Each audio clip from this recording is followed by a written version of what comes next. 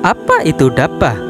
Dabbah adalah salah satu tanda akan terjadinya kiamat besar berupa hewan melata. Hanya Allah Subhanahu wa Ta'ala yang tahu pasti tentang rupa hewan ini. Namun hadis Rasulullah telah memberikan penjelasan sedikit mengenai ciri-ciri dan tugas dabbah. Mungkin kemunculan dabbah terkesan kurang masuk akal dan sulit dipercaya. Kendati demikian, sudah kewajiban bagi setiap muslim untuk mempercayainya, sebab kedatangannya telah disebutkan dalam Al-Quran surat An-Naml ayat 82. Allah Subhanahu wa Ta'ala berfirman yang artinya, "Dan apabila perkataan telah jatuh atas mereka, kami keluarkan dabbah, sejenis binatang melata dari bumi, yang akan mengatakan kepada mereka bahwa sesungguhnya manusia dahulu tidak yakin kepada ayat-ayat kami." Quran surat An-Naml ayat 27.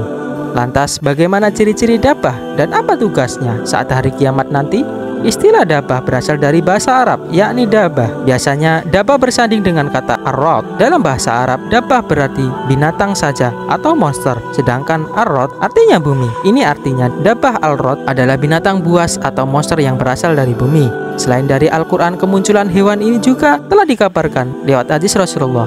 Dari Abu Hurairah radhiyallahu an, Rasulullah shallallahu alaihi wasallam bersabda, "Ada 3 hal yang jika keluar, maka tidak akan berguna lagi keimanan orang yang belum beriman sebelumnya atau belum mengusahakan kebaikan yang dilakukan dalam keimanannya. Terbitnya matahari dari barat, dajjal, dan binatang bumi atau dabbah." Hadis riwayat Muslim. Ciri-ciri dabbah ar-rod.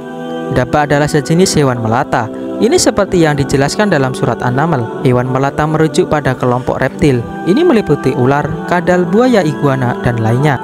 Namun, berdasarkan penjelasan para ulama dan ahli tafsir, binatang yang kelak muncul mendekati hari kiamat ini tidak seperti jenis reptil yang selama ini kita kenal. Ibnu Abbas dalam buku Tanda Hari Kiamat Besar mengatakan bahwa dabbah memiliki rupa dengan rincian sebagai berikut. Yang pertama memiliki 4 kaki, yang kedua berwajah manusia, yang ketiga punya paruh layaknya burung, yang keempat berleher panjang yang terbentang dari timur hingga ke barat, yang kelima memiliki rambut dan bulu dari semua warna hewan. Selain ciri fisik yang tidak biasa, dabbah juga disebut-sebut memiliki ukuran tubuh yang sangat besar.